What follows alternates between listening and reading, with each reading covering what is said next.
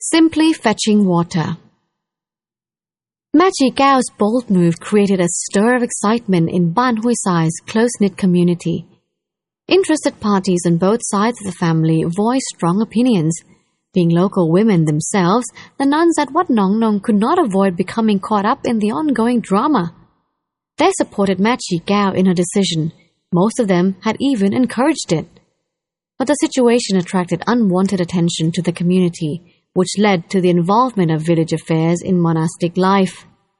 This unwelcome intrusion was further exacerbated by the close proximity of the monastery to the village. A reasonable solution was therefore urgently needed to protect spiritual harmony from being disrupted by mundane village concerns. Changing location started to become a serious possibility as the nuns considered ways to distance themselves.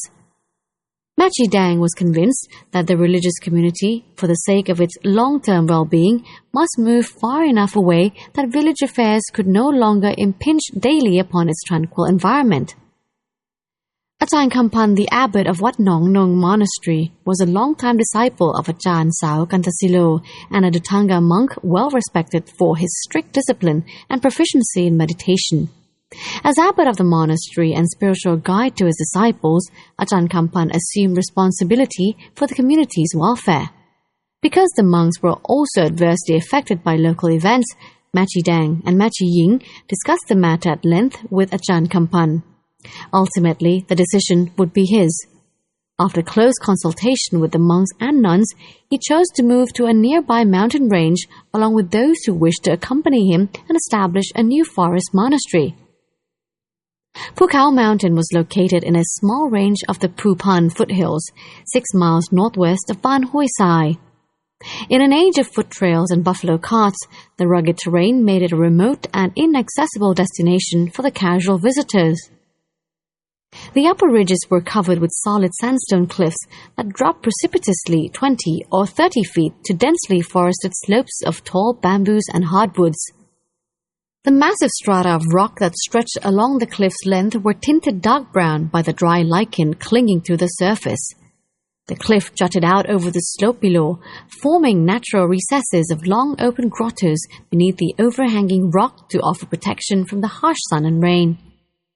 Lacking suitable dwellings at first, the monks and nuns took up residence in these bare, earthy caves, making simple platforms from bamboo, raised on stout legs several feet above the damp ground. There they lived and meditated, each in a separate location. Having no toilets, they relieved themselves at the edge of the cliffs, with an audience of amused monkeys watching from the trees. Water was a fundamental necessity and a major concern. The closest reliable supply lay a half-hour's walk from the caves in a stream that tumbled through a shallow depression between 2 ridges. It was decided by mutual consent that the junior nuns would be given the task of fetching water for the whole community, while the monks worked with local farmers to build the basic structures needed to lay the foundation for a new monastery. Each day after the meal, Mae Chee Kaew helped the other nuns perform their water duties.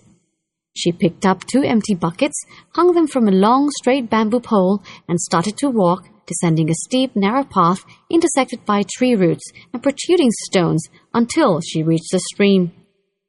She knelt on the bank and watched as the buckets filled with fresh, cool water. Fixing 1 full bucket to each end of the pole, she centered the load on one shoulder and climbed back up the trail, over roots and around boulders, taking care not to spill her precious cargo. She reached the cave, tired and out of breath, yet prepared for more trips.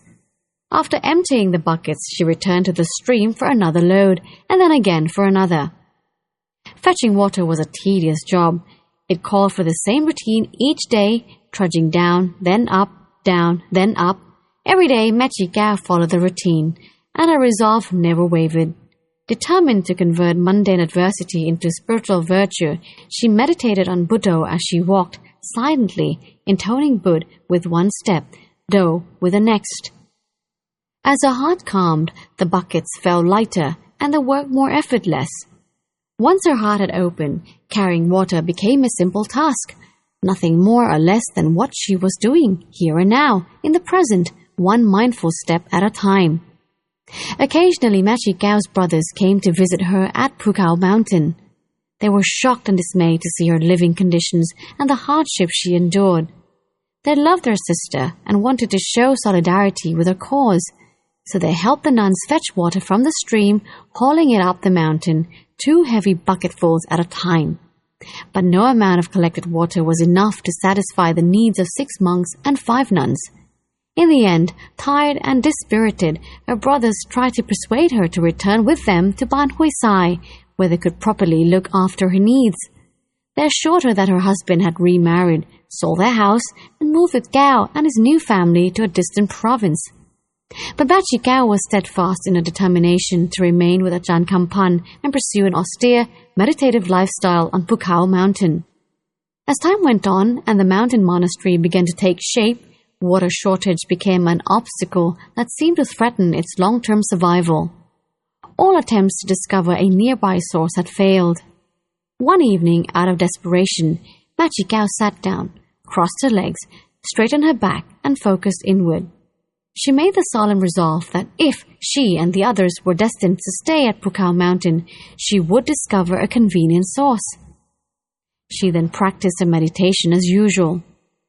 Later that night, as her mind withdrew from deep samadhi, a vision spontaneously surfaced of 11 pools of water, overgrown with vines and tall grasses. She recognized the mountainous terrain, for she had walked past the area several times, and it was only a short distance from the main cave.